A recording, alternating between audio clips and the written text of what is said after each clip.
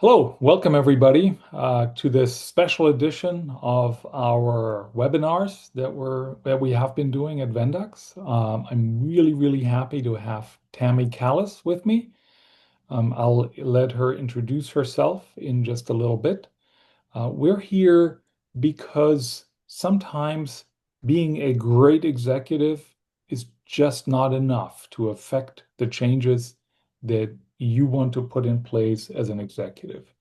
And Tammy and I have partnered up to design a program to help you achieve your goals, even if the circumstances are difficult at the client. Tammy, introduce yourself. Hey, Henning, thank you, and welcome everyone. Glad you could join us today. As Henning said, my name is Tammy Callis. I am an organizational architect and founder of Next Level Me. And part of what I do in my role is to help organizations determine where roadblocks exist, where silos exist, where they don't necessarily have the right mix of the leadership team, or where the capacity of the leadership team is at a all-time high in terms of not a burnout going forward. And those are the kind of the key principles behind the strategic alignment protocol that Henning mentioned that we have developed in conjunction with Vendux to make sure that you guys have the ability to identify those roadblocks and remove them to make sure your strategy and what you were put into the organization to achieve continues to move forward at the pace that you want it to. Great. Thank you for the intro, Tammy. It's great to have you here. As I think most people watching this know, at Vendux, we place fractional sales leaders into organizations. We developed our perfect match process that allows us to bring just the right executive into an opportunity, one who can look a founder in the eye and can say, I've done this before. I've solved this very challenge, this very problem that you're having before. And we bring obviously executives in that have not just the right experience, but also a long tenure, a diverse set of skills and past roles that they've had. Overall, somebody who's really qualified to solve the client's problems. And as I said at the beginning, sometimes that is just not enough. Tammy, why is that? Why is great experience, a great executive, a great strategy sometimes not enough to get a client over the finish line? So, for any of you who saw the VCast that Henning and I did a few weeks ago, we talked about this a little bit, and that's what we're going to dig into more today. But many times in a fractional CXO role, you're obviously brought in to drive strategy, but what you end up finding is that the company's operational matrix is not structured in such a way that it actually can absorb that level of change, or at least not the pace of change that what you're trying to drive. So what we are wanting to help you with today, if you see those types of situations, currently you're faced with one of two things from a crossroads perspective. You can continue to try to drive the strategy forward, which means you may burn out the people, or you may create passive resistance within the organization. Or two, you become the organizational therapist. And rather than spending your time on doing what you were put into the role to accomplish, you're trying to navigate internal politics, potentially eroding your political capital with the people that you need to lead from a team perspective going forward. In either situation, it's not a good outcome, and you are at the very least risking your potential to move the strategy forward and achieve the objectives that you were hired to achieve. And worse, risking your placement in terms of that organization. So that's what we're trying to create a process and a protocol to help avoid. Yes. Tammy, do you want to share a couple of slides Yes. because we want to visualize what that process is going to look like, starting with, what are some of the typical scenarios that you and I have seen at clients when it becomes imperative to bring in help and to bring in somebody else to help you achieve your goals? Yeah, absolutely, Henning. And so what we're going to start with today and is, as I mentioned, we have a playbook and a protocol that we've developed called the Vendux Strategic Alignment Protocol. And we've built a whole playbook around this. Henning and I have been working on this for the last several months that gives you a repeatable, frictionless mechanism to actually identify those roadblocks, to be able to have a protocol that you use to engage me to help you to make your leadership team that you're working with aware of what those roadblocks are, and to ultimately clear the pathway so that you can actually drive your strategy forward. So if we think about when do you actually feel like you've hit a structural wall as opposed to just an operational speed bump, there are four different scenarios that we want you to be on the lookout for in kind of that first initial period as you're going into the organization. The first one, and this based on some feedback we got from some of the fractional folks that Henning and I talked with during this process, is probably the one that you may see the most often. And we call this one the nod and ignore matrix. This is when everybody is sitting around that boardroom table and they're saying, yes, that's what we need to do. Yes, that's what we need to do. And then they leave the room and they quietly ignore whatever was said or don't move forward with whatever was said. And this is normally the result of, or this is what I mentioned by you might encounter passive resistance. This is basically a sign that there is a concern relative to what you're trying to drive around the change or the objectives or the goals that is encroaching upon their turf in some way, they believe. And so they are agreeing in concept to get out of the meeting, but ultimately they're going to protect that turf and not do anything in terms of moving forward. The second one is not unlike that, and this is the silo gridlock. So I'm sure you all have encountered this where there are certain parts of the organization that tend to hoard data. They don't collaborate well across swim lanes. They are always complaining about their own bandwidth, and they are basically actively blocking either intentionally or unintentionally any opportunity to move forward or any collaboration that needs to occur across departments. Typically, the root cause of this is their structural misalignment in the organization. And that needs to be addressed in terms of understanding how do we identify common goals across the organization, the two different aspects of the organization that need to collaborate, and how do we make sure that everyone is working toward a single common objective from there. The third roadblocker is escape energy. And if any of you have read any of my posts, you've heard me talk about escape energy. This is normally where we have people within the organization who are more actively looking at what their next move could be to get away from the current environment that they're in than they are in looking at how to drive forward progress in terms of where they are. And what that normally means is that they're overwhelmed. They may be quit and stayed, so they're paralyzed in their role. They're not hitting the KPIs today because they've become stagnant in that role. And so anything that you're trying to put forward in terms of new goals or anything that they consider to be additional workload that's being put onto their plate is going to meet resistance. And that is really a situation where the human infrastructure has basically failed by virtue of one, not identifying that this individual is no longer performing at the level that it needs to, or in most cases, that person was set up into a role that they were not equipped for initially, or that has continued to take on or be given more and more and more and more work to the point that we've actually put them into that capacity drain that they're in today. And then the last one, particularly if you're dealing with early startup founder-led companies, is the founder bottleneck.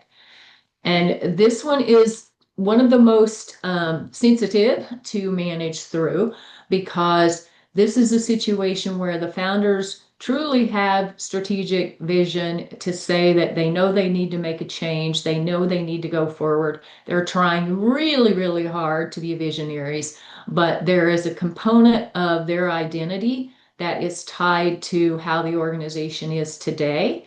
And there's also some ego that comes into place, and they are very reluctant to move out of the chief doer role of actually being the one that's managing all of the activity and being a true visionary, which means that that's resulting in micromanagement, not only potentially for you as the CXO, but also for everyone else in the organization as well. So And those are the four blockers that you're going to look for. And if you are seeing any one of these blockers, that means that there is a true structural wall. Don't just hit the gas and try to move faster, because if you do that, that's just going to burn the machine out faster. And that's the time where you need to like raise what we call the bat signal, reach out to me and execute the protocol. yeah, I mean, I think that's the important, one of the important messages here. Don't just work harder, push the gas pedal harder. You're spinning your wheels. You're not getting the results that you were hired to accomplish because the human infrastructure that's in place does not allow you to achieve that success. And so now send the bat signal, reach out, and tell me, what does that process look like when an executive spots one of these signals? How can they move forward and get you involved? So we have, if I can get my screen to progress, there we go. Yeah, so what we have established is a mechanism that Henning and I have effectively or affectionately called the spotter and the fixer. So your primary role, so first of all, you have to know that the strategy is not failing because you've got the wrong plan that you're trying to put into place. It's failing because, as I said at the beginning, the human infrastructure doesn't have the capacity to support it. So we want to do two things in this process. We want to make sure that you are being protected in regard to the trust that is being instilled in you by the people that you're reporting into, and that you also are maintaining your political capital, which is why um, your sole goal or your sole job in this whole process is to just spot those boundaries that we talked about. So once you spot the blocker, then you reach out to me. This is the bat signal that I mentioned. You can either do that through my email, which is here, or I've included my phone number at the end if it's easier to have a phone call. Give me a brief overview of kind of what you're seeing, what you think the root cause is, etc. And then your only job from there is to, in the next discussion that you're having with whomever you're reporting into, where they're talking about how you're progressing, how things are coming along, what you're seeing in the organization, is to suggest what you're seeing and get a 15-minute introductory call with me to come in and talk to that particular leader about what's going on and potentially what that means in terms of some of the root causes behind that within the organization that we need to diagnose and that need to be corrected. Once you've gotten the agreement to that 15-minute intro, your job's done. You step away, you protect yourself, you continue to drive the strategy as best you can. I come in that 15-minute call, explain to the individual what's going on, as I mentioned, and then if we gain agreement or when we gain agreement to move forward with the diagnostic, what that looks like is that it is a 10 to 15-minute assessment that everyone in the organization, particularly the key leaders, would take in order to give us the diagnostic data, the hardcore data as to what's happening, so that then I can put together what I call a heat map to bring back to the leadership team to show them where are those silos, where are those those blockers that are in place? Where do we have people that aren't collaborating? And basically, if there's a team member that's not pulling their weight, if there is a function that needs to be revisited, I'm the bad cop in that situation. I'm the one that's delivering that information to the leadership team. You're completely out of the loop at that point, so you're not burning any bridges. You're not creating any conflict between you and the leadership team. It's very simple. It's very straightforward. We don't have any trust falls or retreats. It's a limited amount of time in terms of the effort on the part of the team to actually take the diagnostic. And then once we present that back to the leadership team and show them what's going on and how to correct it, they give the okay to move forward with some of the actions that we have identified. That clears the runway for you, so you're actually have the ability to execute your strategy the way that you want to execute your strategy. Yes. And that, I think that last part is really the important message here to an executive that has, at that point, 30 or 60 days into the assignment, they've developed the strategy. They know the things they need to put in place, and the roadblocks. The idea here is that the roadblocks are clear, that the human infrastructure is now capable of accepting and integrating those changes, and that really makes a fraction executive assignment successful in the short run for the executive, but then also in the long run for the organization as a whole. Absolutely, absolutely. And you hit on something there, Henning, that I want to call out, and that is there's a there's there's a couple of things that I want to talk about in terms of how to go about framing this in terms of that 15-minute discussion that's kind of in that last piece of where you guys as the spotters come in versus I come in as the fixer. And there are two guardrails that I want to outline that I think are very important. One of the things that makes this process successful is that we keep the input coming from the people on the team anonymous. They have the comfort level that something is not going to be able to be tied back specifically to them. And in order to make sure that we keep that anonymity in place, normally what we see is that it needs to be a sizable enough organization. I usually use 20 people in the company as kind of a baseline that has specific functions defined, that has maybe some level of middle management, but there's um, enough voices going into the equation, for lack of a better word, so that one particular individual can't be called out. So it doesn't really work well for micro teams. It's something that we really need to be looking at from a little bit larger organization. The other key point and the other key guardrail is what Henning mentioned, the 30 to 60 day mark. So part of what you need to have established within that particular role in order to successfully hand this or successfully execute this protocol is that you have to have been in the organization long enough that you have the trust of that leadership team that you actually are not going to bring something forward that you don't truly believe to be an issue or something that's impacting what you're trying to do. The other piece is that you have to have been in the role long enough to actually know what is impacting what you have to do. And so what we normally see is that that may come as early as 30 days, but somewhere in that 30 to 60 day mark, as you're trying to drive new goals forward, as you're trying to drive new targets forward, you're probably going to start to see where that wall is coming up. That's not just an operational speed bump, as I said earlier. It's something that truly is going to impact your ability to move forward. And that's when you have the content and the context to be able to bring that forward to that particular leader at that point in time. Okay. The founder pushback here that you outline, and the ability to address it by rephrasing how you're starting that discussion. you want to quickly walk us through those three examples and see, then give people a sense for how they can have those conversations without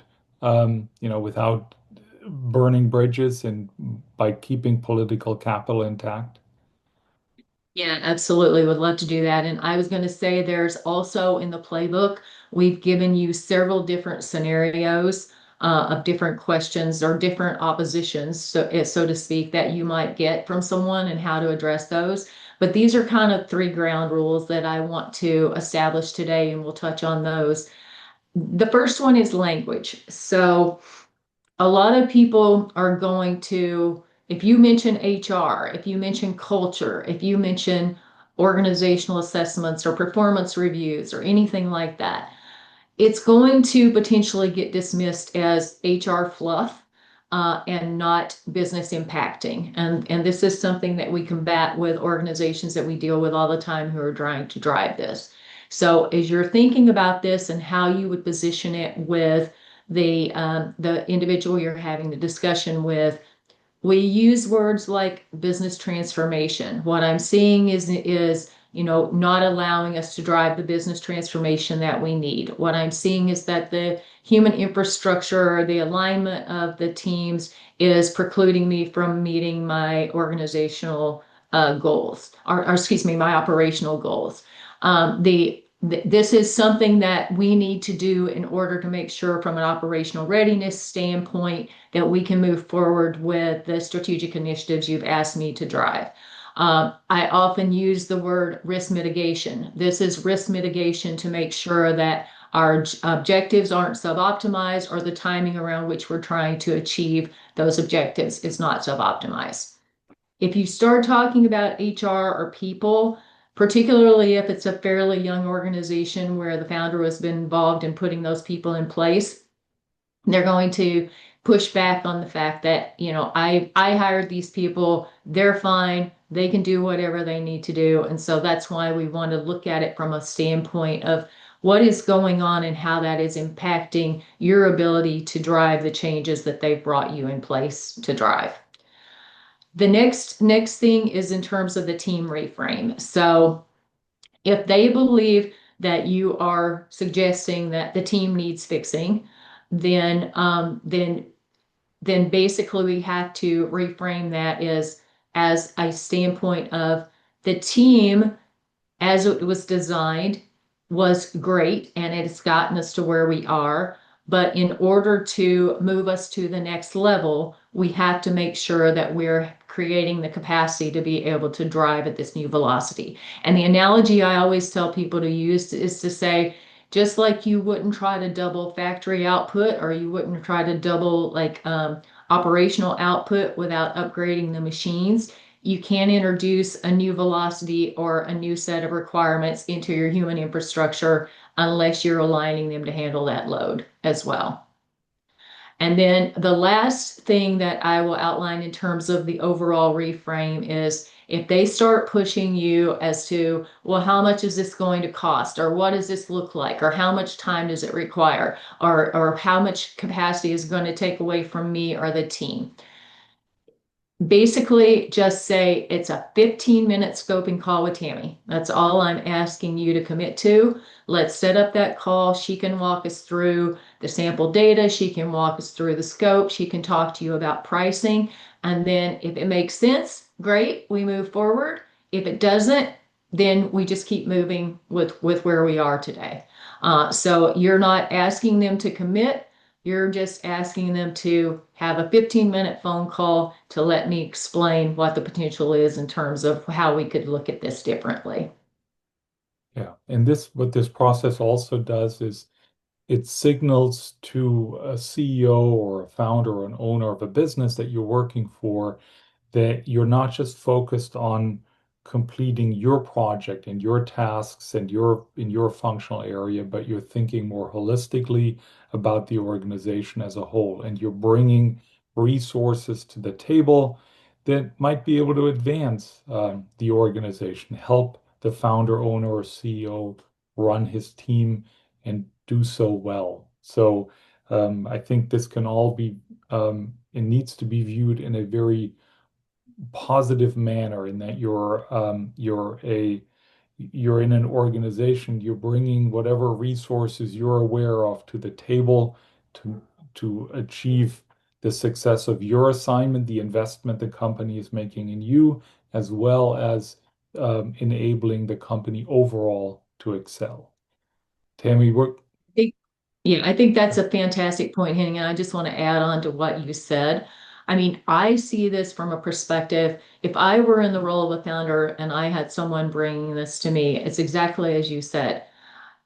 You, as a fractional CXO, are now viewed as not just being concerned about yourself and your paycheck and the role that you're doing, you are actually demonstrating a greater level of concern, a greater level of ownership, a greater level of commitment to the organization and the organization's success as a whole. And basically that should, in if anything, deepen the level of trust and the level of respect that that particular leader has for you because you're not just there to do a job. You are actually there to help them drive the business forward across multiple spectrums and to bring the resources to bear, as Henning said, to allow them to see what needs to happen and how to go about doing that. The Vendux executives will all receive a link to this video, a copy of the playbook by email. But if you listen to this recording at a later point in time, if you're not necessarily associated with Vendux, but you're interested to either learn more or you have a particular situation, you're in a particular situation like the ones that we outlined, um, reach out to Tammy. Tammy, you're putting your email and your phone number on the screen here. Those are the ways to get in touch with you, correct? Correct. Yeah. And as we said, don't try to do it on your own. Don't burn your political capital with the people that you're going to ultimately need to lead through this strategy. Spot the drop blocker, drop me an email, let me clear the runway for you so that you and the company can be successful. Wonderful. Tammy, I really appreciate you taking the time to get on this webinar with me so that we had a chance to outline this. I look forward to working with you on many clients and making um, us, our executives, and the companies that they work for successful. Thank you. Thank you, Hanning. It's a pleasure working with you to develop this process, and I look forward to working with you and all of your team going forward.